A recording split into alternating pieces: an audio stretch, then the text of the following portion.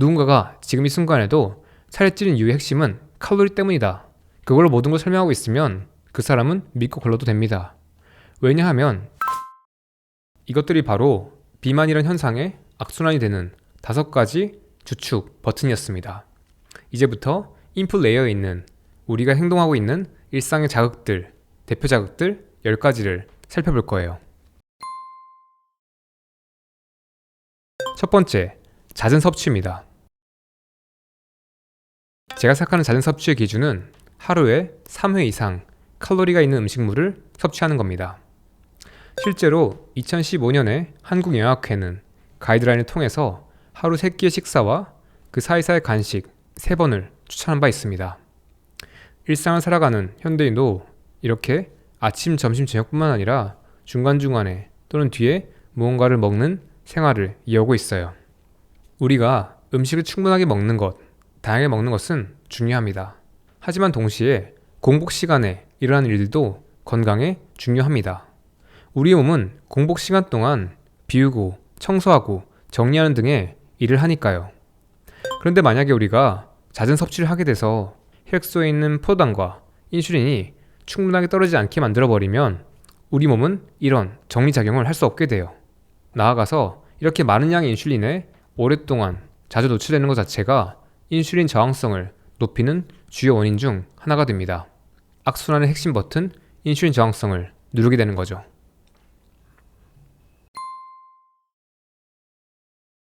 두 번째는 설탕과 액상과당의 섭취입니다. 설탕과 액상과당은 사탕수수, 사탕무 또는 옥수수에 있는 당물질을 추출하고 고농축, 정제해서 만들어낸 감미료입니다. 설탕과 액상과당은 포도당과 과당이 약 절반 정도씩의 비율로 결합한 물질이라고 보면 되는데, 문제는 자연에 있는 그대로 먹었으면 모르겠지만 우리가 뽑아낸 이 고농축된 에너지는 우리 몸이 적절하게 대사하기가 어렵다는 겁니다. 설탕이나 액상과당을 통해서 흡수된 과당의 대부분들은 간으로 이동합니다. 그리고 여기서 어떤 독처럼 작용해요. 간을 망가뜨리고 또는 간에 지방이 끼게 만들어줍니다. 이 설탕과 액상과당이 문제가 되는 진짜 이유는 칼로리보다 이렇게 간을 망가뜨리고 전체 대사를 교란시키는 겁니다.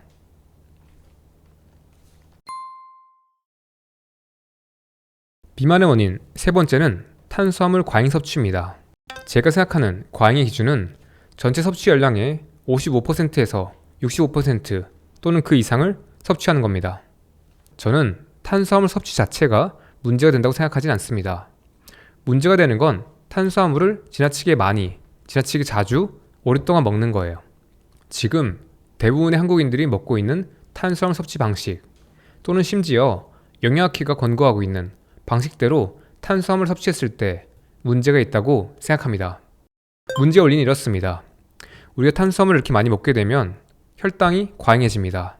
이는 인슐린 과잉 분비를 유도해요. 그리고 아까 말씀드렸던 인슐린 저항성 등의 문제들을 유발합니다. 이뿐만 아니라 이렇게 섭취되고 나서 남는 탄수화물들은 간에서 지방으로 바뀝니다. 이게 바로 지방 신생 합성, 디노보 리포제네시스였어요. 그리고 이 과정에서 간에서 지방이 합성되고 간에서 문제를 유발할 수가 있습니다. 이뿐만이 아니죠. 인슐린은 체지방을 합성시키고 체지방 분해를 억제한다고 말씀드렸습니다. 정상적인 에너지 공급에 문제가 생기는 겁니다. 그러니까 우리 몸이 탄수화물을 많이 먹을수록 기존에 저장되어 있던 체지방을 분해하는 게 불가능해지고 동시에 체지방을 합성하는 작용이 촉진될 수밖에 없습니다. 살 빼기 어려워지고 쉽게 살찐다는 거예요. 그래서 우리가 살이 찌는 것을 바라볼 때 또는 살을 뺄 때 이 탄수화물 섭취 여기에 대해서 주의를 기울여야 하는 겁니다.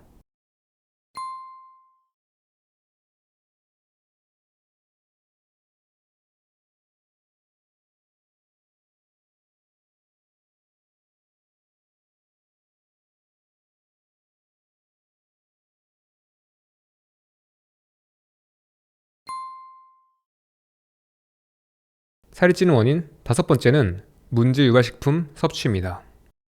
우리가 먹어서 몸 안에 들어왔을 때 어떠한 대사적 문제를 일으키는 식품이에요.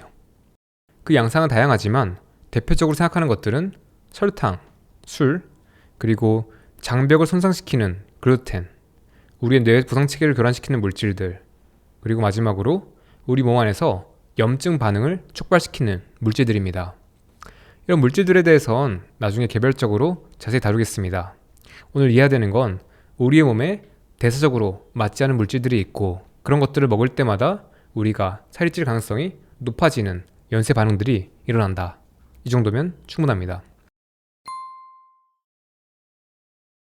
많은 분들이 우리가 술을 마셨을 때 살찌는 이유가 술에 있는 칼로리 또는 안주에 있는 칼로리 때문이라고 생각할 수 있는데, 저는 조금 다르게 생각합니다. 물론 거기는 칼로리도 문제가 되긴 하지만 더 큰 문제는 술이 우리의 몸에서 독처럼 작용한다는 겁니다.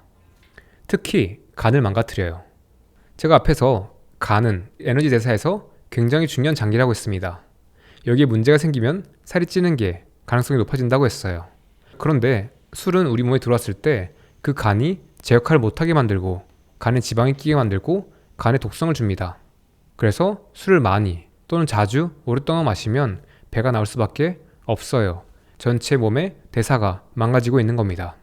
그래서 많은 분들에게 조금 마음 아플 수밖에 없지만 술은 우리 몸에서 독처럼 작용하고 우리가 살찌게 만드는 핵심 인자 중에 하나라는 것은 명확합니다. 만성 스트레스입니다. 스트레스라는 건 외부에서 가해진 어떤 자극으로 인해서 우리 몸에서 발생하는 어떤 일련의 반응들인데, 우리가 생존하고 활동하는 데 있어서 중요한 반응입니다. 스트레스는 코르티졸과 밀접한 연관이 있는데, 우리 몸 안에서 이 코르티졸이 지나치게 많이 오랫동안 과잉 노출되게 되면 어떤 정상적인 대사 체계들의 교란이 오고 문제가 발생합니다. 여기 만성 코르티졸에서 발생하는 여러 가지 흐름들을 보면 그걸 이해할 수 있어요. 그러니까 우리가 살이 찌는 과정을 이해할 때, 그리고 다이어트를 생각할 때 이 스트레스를 중요하게 생각해야 되는 겁니다. 살이 찌는 이유 8번째 포인트는 양질의 수면 부족입니다. 구체적으로 얘기하자면 7시간 미만의 수면, 얕은 수면, 그리고 불규칙한 수면 패턴입니다. 이런 수면 문제는 렙틴 저하, 그리고 코르티졸 과잉으로 이어집니다. 여기서부터 우리가 살이 찔 수 있는 가능성이 높아지는 반응들이 촉발될 수밖에 없고요.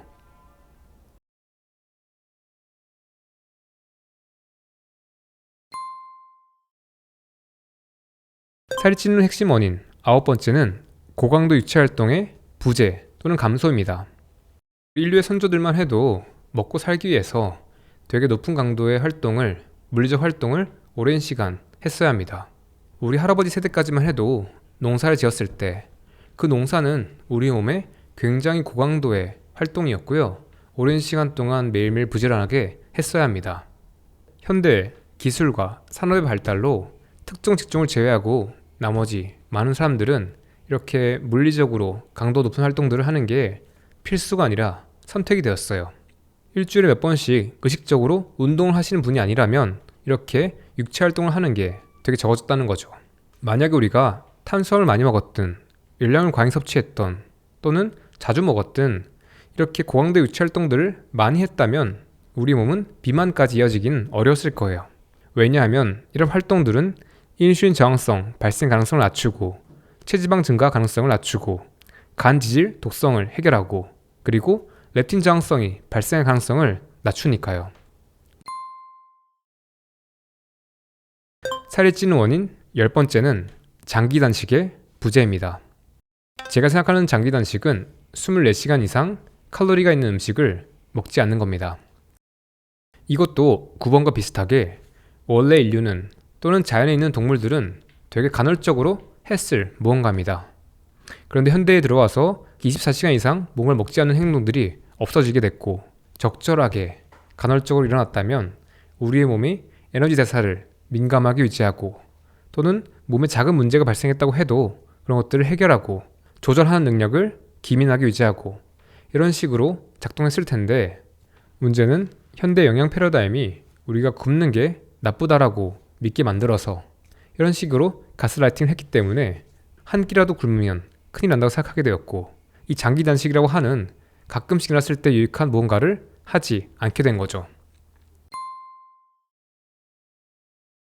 자, 이렇게 제가 생각하는 비만의 대표 원인 10가지에 대해서 살펴봤습니다. 어떠셨나요?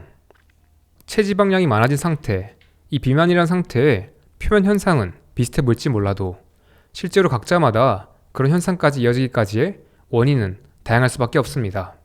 원인도 다양하고 처방도 다양할 수밖에 없습니다. 그러니까 혹시나 누군가가 여러분들에게 당신이 살찌는 이유는 이겁니다 라고 여러분들 이야기를 듣지도 않고 결론을 내리고 이렇게 하면 무조건 살이 빠진다고 말을 하면 그 사람 이야기는 믿고 걸러도 된다고 생각합니다. 어쨌든 저는 다층 호르몬 연결망 모델, 제가 구축한 이 비만 알고리즘을 가지고 비만이라는 현상, 다이어트라는 현상을 연구하고 분석해 나가고 있습니다. 이후에 얘기가 궁금하시다면 구독과 좋아요 부탁드리겠습니다. 저는 최겸입니다. 감사합니다.